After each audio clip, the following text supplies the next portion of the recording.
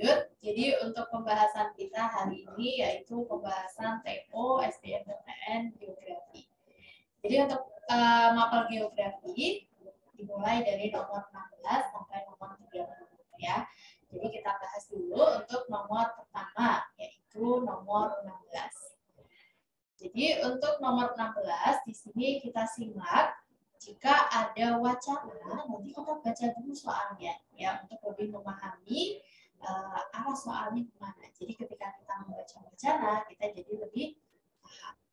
Kemudian untuk nomor 16 kita baca prinsip geografi yang digunakan untuk mengkaji fenomena seperti yang disebut pada wacana di atas adalah ya, kita bahas dulu untuk wacananya. Jabodetabek banjir, curah hujan 1 Januari 2020 tertinggi selama 24 tahun. Jadi hujan yang mengguyur Jakarta pada tanggal 1 Januari 2020 ternyata memecahkan rekor dalam seperempat abad terakhir.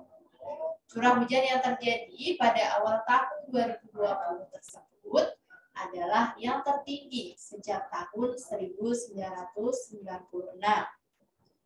Curah hujan kemarin adalah yang tertinggi selama 24 tahun terakhir berdasarkan data sejak tahun 1996. Kata Kepala Badan Meteorologi, Klimatologi, dan Geofisika atau BMKG, Dwi Korita Karnawati pada detik.com, Kamis 2 Januari 2020. Curah hujan tertinggi kemarin tercatat berlokasi di Halim Perdana Kusuma, Jakarta Timur. Curah hujan itu diukur per hari. Data curah hujan yang dengan intensitas tertinggi kemarin 377 mm per hari di Halim, kata Dwi Korita. Ia memaparkan catatan curah hujan tertinggi di Jakarta dari tahun-tahun sebelumnya. Berikut ini catatannya. Pada tahun 1996 tercatat 216 mm per hari. Lanjut di tahun 2002 168 mm per hari. Tahun 2007 340 mm per hari. 2008 250 mm per hari. 2013 lebih dari 100 mm per hari. Dan 2016 100 sampai 150 mm per hari. Oke, jadi setelah kita membaca wacananya, kita sudah tahu tadi yang ditanya itu prinsip geografi. Nah, kita ingat prinsip geografi itu terbagi ada 4, ya. Jadi di sini bisa dilihat 4 prinsip geografi. Apa saja prinsipnya? Yang pertama ada prinsip deskripsi. Jadi prinsip deskripsi ini cara pemaparan hasil pengkajian studi geografi terhadap gejala, fenomena, atau masalah yang ada. Jadi kata kunci dari prinsip deskripsi itu adalah pemaparan. Nah, apa sih yang dipaparkan? Nah, yang dipaparkan yaitu fenomena geosfer. Ya, biasanya menunjukkan prinsip deskripsi jika wacana tersebut itu berupa fakta dan disertai dengan data. Data apa saja? Bisa data angka, atau data tabel, grafik, atau data-data lainnya. Ya. Kemudian yang kedua ada prinsip distribusi. Nah, untuk prinsip distribusi yaitu gejala, fenomena, atau masalah geografi yang terdapat di ruang muka bumi dikaji penyebarannya. Jadi kata kuncinya apa? Penyebaran atau persebaran. Ya, jadi biasanya ciri-cirinya apa? Menyebutkan beberapa wilayah-wilayah persebaran. Lanjut, yang ketiga ada prinsip interrelasi. Jadi prinsip interrelasi yaitu terdapat hubungan timbal balik antara komponen atau aspek lingkungan geografi, ya, baik lingkungan fisik atau lingkungan sosial. Ya, jadi kata kuncinya apa? Hubungan timbal balik. Dan yang keempat, yang terakhir yaitu prinsip kronologi. Yaitu gejala, fakta, dan masalah geografi ditinjau potential dari penyebarannya, interaksi dan interaksinya dalam ruang, atau secara singkat, jadi prinsip fonologi itu adalah kombinasi atau gabungan dari 3 prinsip sebelumnya, yaitu prinsip deskripsi, distribusi, dan interaksi. Jadi di sini kata kuncinya kombinasi atau gabungan dari beberapa prinsip tadi. Ya, jadi karena pada wacana itu membahas tentang banjir, ya, atau tentang di situ curah hujan, menjelaskan curah hujan beberapa tahun terakhir, ya. Kemudian karena mengkaji tentang curah hujan, kemudian di situ dijelaskan pada tanggal berapa ada data-data curah hujannya, berarti yang paling tepat wacana tersebut itu bisa dikaji dengan menggunakan prinsip deskripsi. Jadi jawabannya adalah B, prinsip deskripsi. Maaf, maka prinsip deskripsi itu C, ya. Jadi ya C. Sampai di sini, apakah ada pertanyaan untuk nomor 16? Jika tidak ada, kita lanjut ke nomor 17. Unsur cuaca dan iklim yang terdapat pada wacana di atas terjadi di lapisan titik-titik yang memiliki karakteristik titik-titik. Nah, kita lihat struktur vertikal atmosfer berdasarkan keadaan temperaturnya itu terbagi menjadi beberapa lapisan. Lapisan yang pertama atau lapisan yang paling dekat dengan permukaan bumi itu ada lapisan troposfer. Kemudian yang kedua ada lapisan stratosfer, ya. Dan yang ketiga ada lapisan mesosfer, yang keempat termosfer, dan yang kelima ada eksosfer. Jadi ada sekitar 5 lapisan utama dalam struktur vertikal atmosfer.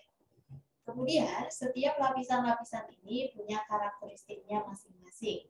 Kita bahas dulu untuk lapisan troposfer. Nah, lapisan troposfer ini lapisan yang paling dekat dengan permukaan bumi. Ketinggiannya antara 0 sampai 18 km. Kemudian di lapisan troposfer ini terjadi peristiwa cuaca dan iklim.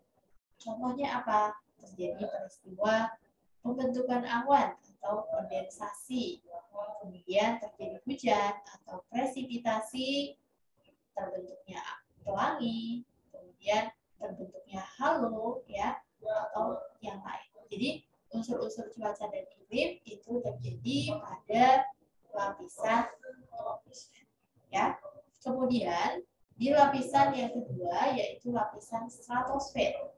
Ketinggiannya antara 18 sampai 50 km. Ya. Di lapisan stratosfer ini terdapat lapisan ozon, di mana lapisan ozon ini menyerap radiasi sinar ultraviolet atau sinar UV. Sehingga dengan adanya lapisan ozon pada lapisan stratosfer, maka dampaknya apa? Bisa melindungi bumi dari sinar ultraviolet. Ya. Kemudian lapisan yang ketiga yaitu lapisan mesosfer. Lapisan mesosfer memiliki ketinggian sekitar 50 sampai 80 km. Pada lapisan mesosfer itu terjadi proses terbakarnya meteor. Jadi meteor-meteor yang masuk ke bumi itu terbakar pada lapisan mesosfer. Lanjut, untuk lapisan yang keempat ada lapisan termosfer dengan ketinggian sekitar 80 sampai 800 km. Jadi pada lapisan termosfer ini terjadi proses ionisasi, kemudian pemantulan gelombang radio, dan juga proses terbentuknya aurora atau terjadi peristiwa aurora. Aurora itu apa sih? Aurora adalah biasa cahaya matahari oleh partikel-partikel ion yang bermuatan listrik. Aurora itu biasanya terjadi di daerah kutub. Nah, untuk di kutub utara itu disebut aurora borealis, dan di kutub selatan itu disebut aurora australis. Kemudian setelah lapisan keempat tadi, lapisan termosfer, Lanjut, yang kelima ada lapisan eksosfer. Jadi lapisan eksosfer itu memiliki ketinggian lebih dari 800 km ya. Kemudian pada lapisan eksosfer itu terjadi hama udara atau gas-gas atmosfer ini semakin menipis volumenya atau jumlahnya. Jadi untuk nomor 17 kita kembali lagi. Yang ditanya adalah unsur cuaca dan iklim yang terdapat pada wacana di atas. Pada wacana sebelumnya itu membahas tentang curah hujan. Jadi curah hujan itu terjadi pada lapisan apa? Lapisan troposfer. Kemudian lapisan troposfer ini memiliki karakteristik apa? Karakteristiknya yaitu terjadi temperatur Lagrange sekitar 6,5 derajat Celcius per 1000 meter ketinggian. Artinya, jadi setiap kenaikan 1000 meter, maka suhunya akan turun sekitar 6,5 derajat Celcius. Jadi jawaban yang tepat adalah C, yaitu tadi lapisan troposfer. Karakteristiknya terjadi temperatur Lagrange sekitar 6,5 derajat Celcius per 1000 meter ketinggian. Oke, untuk nomor 17, apakah ada yang ingin ditanyakan? Jika tidak ada, kita lanjut ke nomor 18. Kita baca dulu soalnya. Sifat fisik tanah yang berpengaruh terhadap sirkulasi udara di dalam tanah adalah, kita lihat ada beberapa sifat fisik tanah. Yang pertama, di sini ada struktur tanah, kemudian tekstur tanah, konsistensi, dan juga permeabilitas. Untuk struktur tanah, yaitu susunan saling mengikat antar partikel tanah yang terwujud dalam susunan agregat tanah. Nah, struktur tanah ini berkaitan dengan sirkulasi udara yang ada di dalam tanah.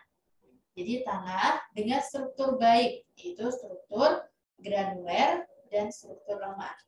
Mempunyai tata udara yang baik, kemudian unsur hara lebih mudah tersedia dan lebih mudah diolah. Kemudian tipe struktur tanah itu dapat dibedakan menjadi beberapa tipe. Ada tipe lempeng, tipe tiang, tipe gumpal, tipe remah, tipe granuler, dan tipe berbutir tunggal, serta tipe pecah. Lanjut. Untuk struktur tanah yang kedua yaitu, untuk sifat fisik tanah yang kedua yaitu tekstur tanah. Setelah tadi struktur tanah, nah yang kedua ada tekstur tanah. Jadi tekstur tanah ini adalah ukuran perbandingan relatif antara fraksi pasir, lempung, dan juga debu. Tekstur tanah menunjukkan kasar atau halusnya tanah. Jadi tanah dikelompokkan ke dalam beberapa macam kelas tekstur, yaitu tekstur kasar, agak kasar, sedang, agak halus, dan juga halus. Nah, tekstur tanah berkaitan dengan kemampuan menahan air dan menyediakan unsur hara. Lanjut yang ketiga, yaitu konsistensi. Jadi konsistensi ini adalah derajat kohesi atau adhesi di antara partikel-partikel tanah dan ketahanan massa tanah terhadap perubahan bentuk oleh tekanan dan berbagai tekanan yang mempengaruhi bentuk tanah. Nah, untuk konsistensi sendiri itu ditentukan oleh tekstur dan juga struktur tanah. Lanjut yang keempat, ada permeabilitas, yaitu derajat kelolosan air atau cepat atau lambatnya air menerobos ke dalam tanah melalui pori-pori makro maupun pori-pori mikro, baik secara horizontal maupun vertikal. Jadi untuk permeabilitas ini dipengaruhi oleh tekstur tanah. Nah, kita kembali lagi ke nomor 18. Di situ ditanya sifat tanah yang berpengaruh terhadap sirkulasi udara. Tadi yang mempengaruhi sirkulasi udara di dalam tanah itu adalah struktur tanah. Jadi jawaban yang tepat adalah A, yaitu struktur tanah. Kita lanjut ke nomor 19. Faktor penyebab terjadinya pergeseran lempeng tektonik bumi adalah, ya kita tahu, lempeng tektonik bumi itu adalah bagian atau segmen dari kerak bumi. Jadi kalau untuk struktur lapisan bumi kita itu terdiri dari 3 lapisan. Yang pertama ada lapisan kerak. Jadi lapisan kerak ini adalah lapisan yang paling luar. Kemudian lapisan mantel bumi dan lapisan inti bumi. Jadi struktur lapisan bumi kita itu terdiri dari 3 lapisan. Lapisan kerak, mantel, dan inti. Kita kembali lagi. Untuk lempeng tektonik bumi tadi merupakan bagian dari kerak bumi. Kemudian berdasarkan teori tektonik lempeng, lempeng bumi itu tidak merupakan satu kesatuan, melainkan terdiri atas beberapa lempeng tektonik, yaitu sekitar 12 lempeng tektonik dengan ketebalan sekitar 100 km yang disebut litosfer. Litosfer ini berupa materi padat yang tegak dan juga keras, ya, dan kaku yang mengembang di atas lapisan astenosfer. Nah, lapisan astenosfer ini lebih plastis. Kenapa? Karena materinya ini dapat mengalir akibat pengaruh perbedaan suhu dan juga tekanan. Nah, di bumi itu terdapat 7 lempeng utama atau lempeng mayor dan juga ada beberapa lempeng minor. Nah, lempeng-lempeng tersebut itu mengalami pergeseran atau pergerakan lempeng, ya, akibat apa? Akibat adanya mekanisme arus konveksi pada lapisan mantel bumi. Jadi karena adanya arus konveksi pada lapisan mantel bumi. Jadi untuk nomor 19, ya, faktor penyebab terjadinya pergeseran lempeng tektonik bumi yaitu jawaban tepat, yaitu D, arus konveksi di bawah lapisan kerak. Di bawah lapisan kerak bumi berarti lapisan apa? Lapisan mantel, ya, terutama lapisan astenosfer. Kemudian kita lanjut ke nomor 20.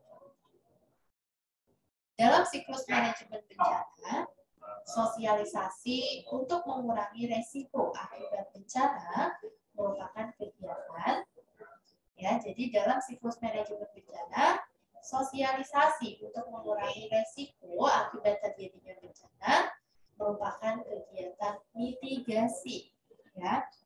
Nah, kegiatan mitigasi ini adalah serangkaian upaya untuk mengurangi resiko bencana, baik melalui pembangunan secara fisik maupun penyadaran dan juga peningkatan kemampuan menghadapi ancaman bencana. Jadi, kakak tulis di sini ya, salah satu siklus manajemen bencana itu tadi ada mitigasi bencana. Nah, kemudian mitigasi bencana ini terbagi jadi 2. Ada yang disebut mitigasi struktural dan juga mitigasi non-struktural.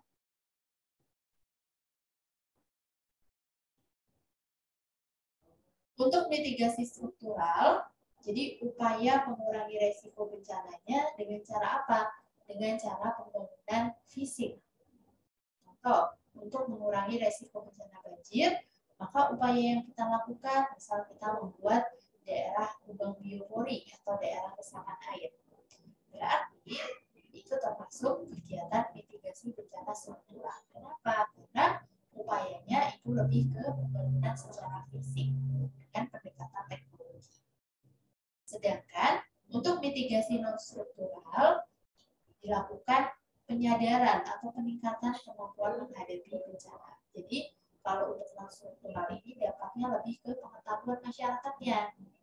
Contoh dengan cara melakukan sosialisasi, ya, misal tadi bencananya banjir, maka upaya yang dilakukan mitigasi bencana non strukturalnya dengan melakukan sosialisasi tentang bahaya banjir, kemudian apa saja yang menyebabkan terjadinya banjir, atau bisa juga dengan melakukan pelatihan-pelatihan Contoh pelatihan cara evakuasi atau bisa juga cara pertolongan pertama dan lain sebagainya.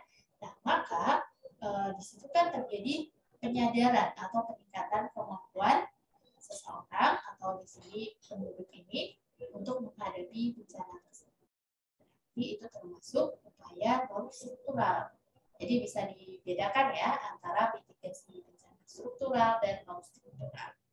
Jadi intinya baik mitigasi struktural maupun non struktural tujuannya untuk apa sih? Untuk mengurangi resiko bencana. Jadi untuk nomor 20 jawaban yang tepat adalah B, mitigasi bencana. Oke, kita lanjut sekarang nomor 21. Perhatikan gambar berikut ini.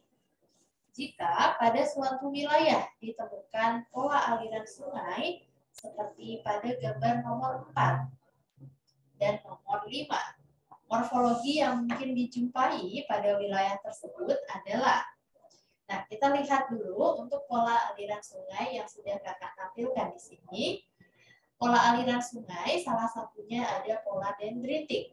Jadi untuk pola dendritik ini ciri-cirinya polanya bercabang menyerupai ranting pohon.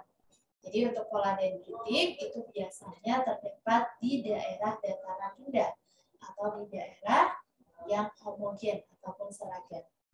Sedangkan yang kedua di sini ada pola rektangular. Jadi untuk pola rektangular ini biasanya terdapat di daerah pangkalan. Lanjut ada pola anular. Untuk pola anular itu terdapat pada daerah dom atau daerah kubah. Ya, dom atau kubah. Kemudian untuk trellis ya, itu terdapat pada daerah lipatan. Pola pinet terdapat pada daerah dengan lereng yang curam. Lanjut, radial sentripetal itu terdapat pada daerah cekungan atau disebut juga daerah basin. Ya. Dan radial sentrifugal itu terdapat pada daerah api. Dan yang terakhir ada pola aliran sungai paralel terdapat pada daerah lereng curam. Sekarang kita perhatikan lagi untuk gambar yang ditampilkan pada nomor 21. Untuk nomor 21 pada gambar nomor 1 itu termasuk ke dalam pola dendritik. Masih ingat ya, pola dendritik itu terdapat pada daerah dataran rendah. Kemudian untuk nomor 2 yaitu polanya trellis. Untuk pola trellis itu terdapat pada daerah lipatan. Untuk nomor 3 yaitu pola pinet. Untuk pola pinet itu sendiri itu terdapat pada daerah dengan lereng yang curam. Lanjut yang nomor 4 itu adalah pola anular. Nah, untuk pola anular itu terdapat pada daerah dom atau daerah kubah. Dan untuk nomor 5 itu radial sentripetal.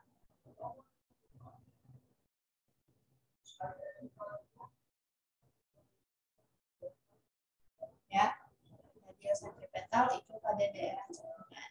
Jadi untuk aliran airnya itu terakumulasi ke satu titik. Nah, kita lanjut untuk nomor 21 ditanya. Seperti pada gambar nomor 4 dan 5, itu morfologi yang dijumpai adalah apa? Nah, untuk nomor 4, tadi kan polanya anular. Pola anular itu ada di daerah dom atau daerah kubah. Sedangkan untuk nomor 5, itu pola radial sentripetal. Radial sentripetal itu ada pada daerah cekungan atau daerah basin. Atau di sini disebut juga depresi atau cekungan. Depresi itu cekungan ya. Jadi untuk nomor 21 jawaban yang tepat adalah B. Kubah terkikis dewasa dan depresi. Bisa dipahami untuk nomor 21. Bisa ya? Kita lanjut sekarang nomor 22. Alasan citra penginderaan jauh dapat digunakan untuk memantau luas genangan banjir secara periodik adalah, jadi alasan citra penginderaan jauh dapat digunakan untuk memantau luas genangan banjir secara periodik adalah karena citra penginderaan jauh ini dapat menghasilkan citra secara temporal. Artinya, bahwa proses penyadapan atau proses perekaman yang dilakukan oleh sensor untuk merekam objek yang sama itu dapat berlangsung lebih dari satu kali. Nah, tergantung dari resolusi temporal sensor tersebut. Jadi, di sini berarti alasannya apa? Karena jawabannya adalah E, menghasilkan citra secara temporal. Ya, menghasilkan citra secara temporal. Jadi untuk nomor 22, kakak ulang, jawaban yang benar adalah D. Kita lanjut nomor 23. Perubahan iklim global atau global climate change secara tidak langsung mengakibatkan rawan pangan bagi manusia. Karena, jadi kita bahas, perubahan iklim global adalah fenomena perubahan pola unsur-unsur cuaca dan iklim pada kurun waktu tertentu yang dapat diperbandingkan ya rata-rata itu sekitar 30 tahun. Nah, perubahan iklim global ini dapat mengakibatkan pola musim tidak menentu. Jadi tadi perubahan iklim global bisa mengakibatkan pola musim tidak menentu. Nah, peningkatan intensitas badai atau bisa juga siklotropis, peningkatan ketinggian muka air, kemudian bencana kekeringan yang memburuk, dan lain sebagainya, itu termasuk juga faktor atau dampak-dampak dari adanya perubahan iklim. Kemudian, jadi secara tidak langsung perubahan iklim ini juga dapat mengakibatkan rawan pangan. Kenapa? Karena tidak terprediksinya musim, sehingga masa panen menjadi terganggu. Tadi karena ya dampaknya yaitu pola musimnya tidak menentu. Akhirnya kita tidak bisa memprediksikan musim. Dan akhirnya lagi masa panennya jadi tidak menentu, jadi terganggu. Dan itu bisa menimbulkan rawan pangan tadi. Jadi jawabannya untuk nomor 23, jawabannya adalah E, tidak terprediksinya musim sehingga masa panen terganggu. Kita lanjut, nomor 24. Menurut model gravitasi yang diadopsi dari ilmu fisika untuk menggambarkan interaksi ruang, dapat disimpulkan bahwa, jadi kita lihat di sini rumus model gravitasi. Rumusnya adalah IAB atau interaksi antara kota A dan kota B sama dengan K. K itu adalah konstanta, kemudian dikali PA. PA ini adalah penduduk kota A, kemudian dikali penduduk kota B atau PB per JAB kuadrat atau jarak kedua kota. Di sini konteksnya antara kota A dan kota B kemudian kuadrat. Jadi dapat disimpulkan bahwa besarnya potensi interaksi berbanding lurus dengan jumlah penduduk di kedua daerah yang berinteraksi dan berbanding terbalik dengan kuadrat jarak kedua daerah yang berinteraksi. Jadi kalau untuk PA dan PB ini tadi berbanding lurus.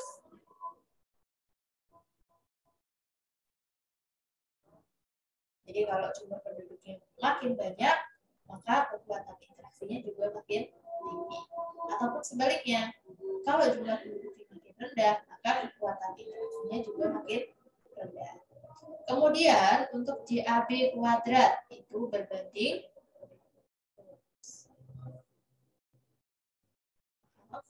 untuk yang tadi kakak ulang berbanding lurus. Nah, kalau untuk JAB ini berbanding terbalik.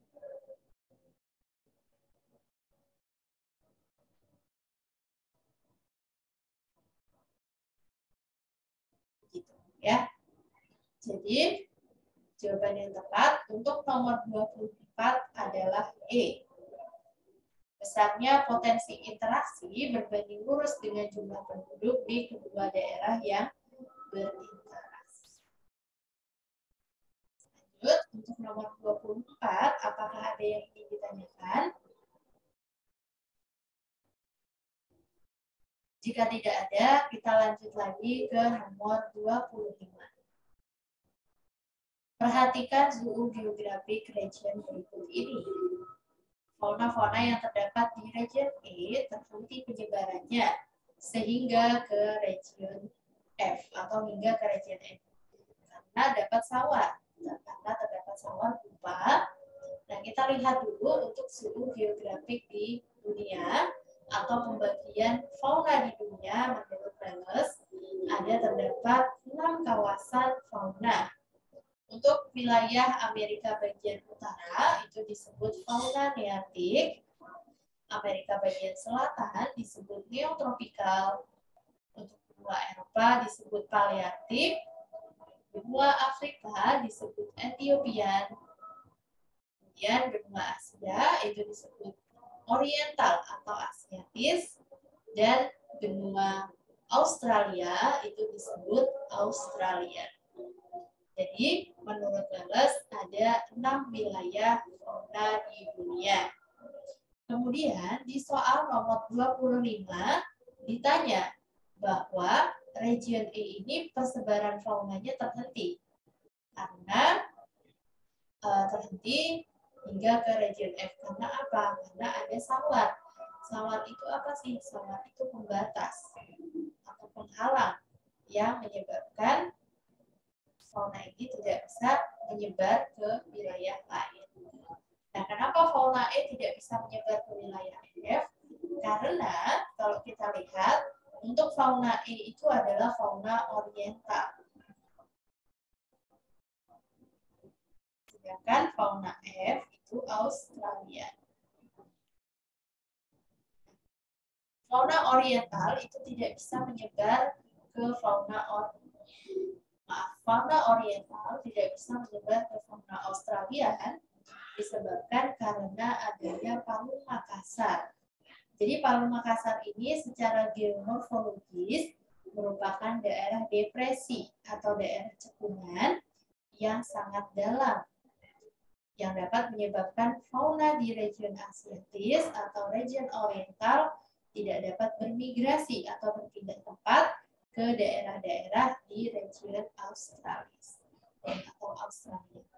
Jadi jawaban yang tepat untuk nomor 25 adalah A, yaitu Palung atau Palung Makassar. Kita lanjut nomor 26.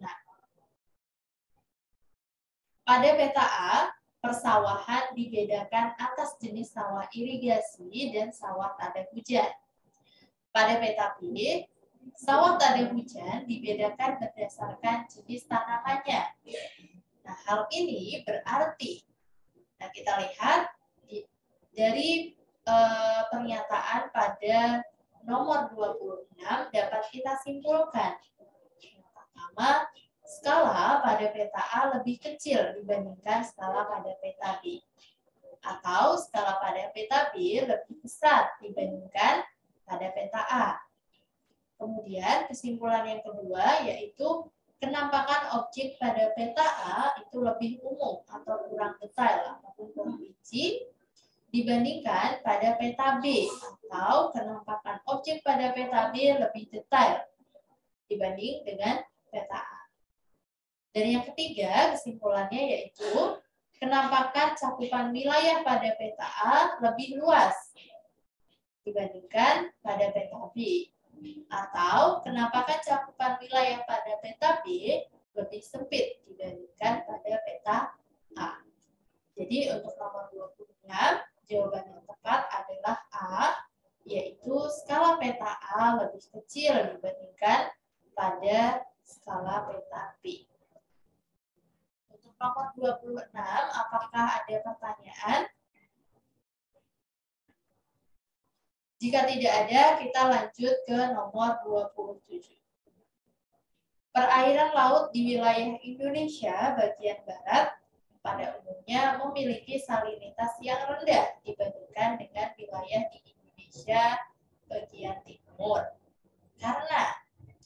Jadi salinitas itu apa? Salinitas adalah jumlah kadar garam yang terkandung dalam satu volume air laut. Nah, satuan salinitas itu dinyatakan dengan gram per milimeter kubik atau persen per mil. Jadi, salinitas atau kadar garam ini dipengaruhi oleh beberapa faktor.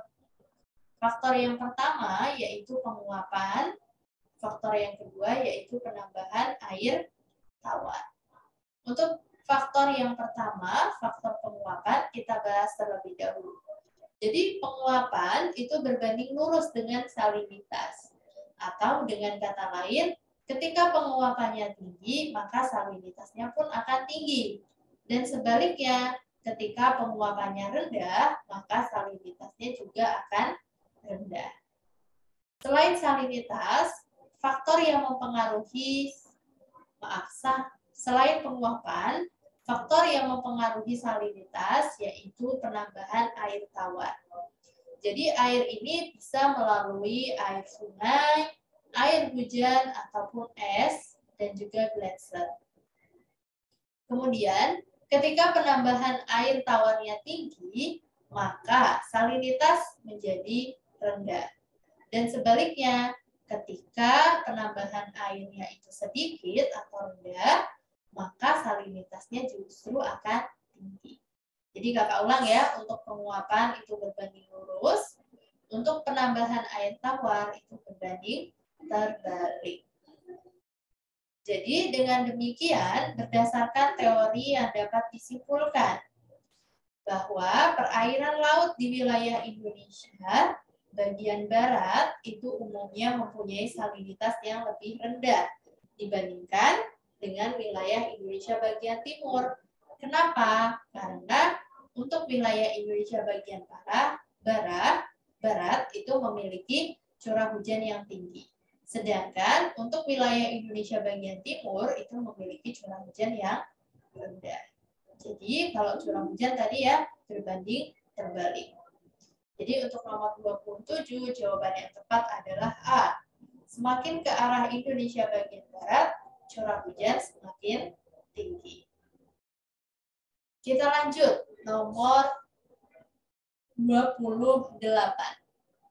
Teori pola keruangan kota yang mengatakan bahwa pengelompokan tata guna lahan di kota itu menyebar dari pusat kota ke arah luar. Beberapa wedges yang bangunannya seperti irisan roti tart yang ditandai dengan adanya orang-orang kelas atas yang cenderung menempati lahan, terutama sepanjang jalur transportasi utama. Dikemukakan oleh, jadi kalau kita lihat di sini sudah kakak tampilkan, teori yang dimaksud itu adalah teori sektoral. Nah, teori sektoral ini dikemukakan oleh Hoverhoit pada tahun 1939. Jadi untuk nomor 28 jawaban yang tepat adalah A, yaitu Hoverhoit dengan teorinya teori sektoral. Kita lanjut sekarang ke nomor 29.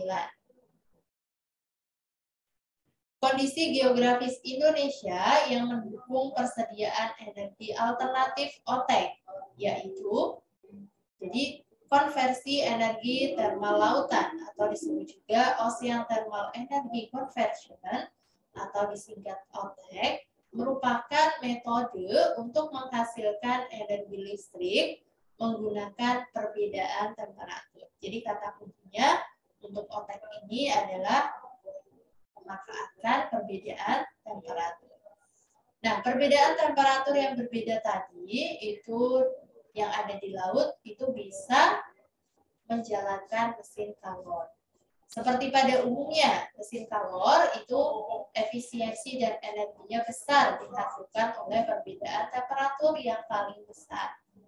Nah, perbedaan temperatur antara laut dalam dan perairan permukaan itu umumnya semakin besar.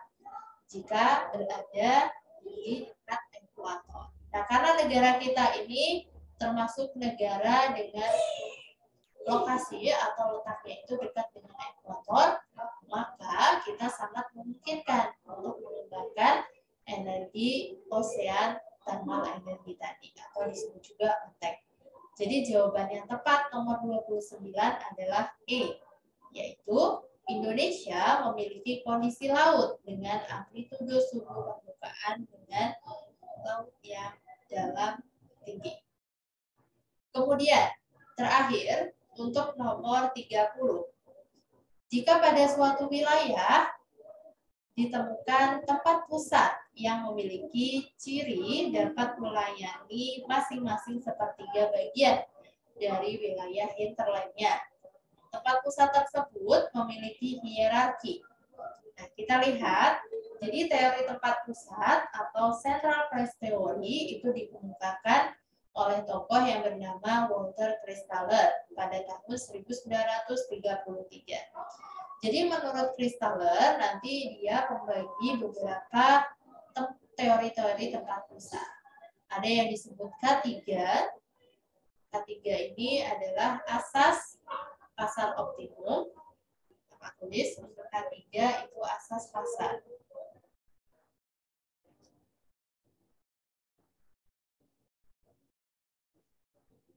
Kemudian selain K3 ada juga K4. Untuk K4 itu disebut juga asas lalu lintas optimum.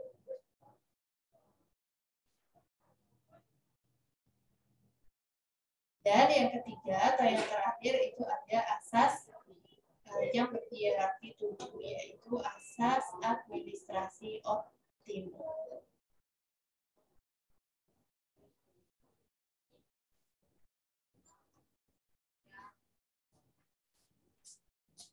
Ya, jadi kenapa sih asas K3 atau asas pasar optimum itu mempengaruhi sepertiga wilayahnya atau disebut K3? Karena kalau kita lihat ya, jadi di sini gambarnya untuk heksagonal yang di tengah itu disebut atau dimaksudkan adalah wilayah sendiri. Nah, untuk heksagonal yang di samping-sampingnya itu disebut wilayah hinterland. Jadi, dengan adanya asas pasar ya atau K3 pada wilayah sendiri, maka pasar tersebut bisa melayani beberapa wilayah hinterlandnya atau wilayah tetangganya. Tapi untuk pengaruhnya seberapa besar? Itu sekitar 1/3. Jadi kalau begitu 6 di sini 6 heksagonal tersebut atau 6 heksagonal tetangga dikali sepertiga. Nah, sepertiga karena di sini teorinya teori K3. Maka 6 dikali sepertiga yaitu 2. Nah, 2 ini ditambah 1 jadi K3. Oke, bisa dipahami untuk teori tempat sentral menurut Walter Christaller. Tadi kakak ulang ada K3, K4, dan K7. Sampai di sini, apakah ada yang ingin ditanyakan?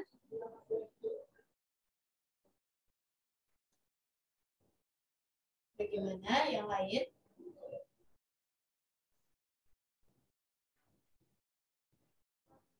Oke, jika tidak ada pertanyaan, jadi untuk pertemuan hari ini kita cukupkan dengan membaca lafaz hamdalah bersama-sama. Alhamdulillahirabbil alamin. Kurang lebihnya kakak mohon maaf. Wassalamualaikum warahmatullahi wabarakatuh.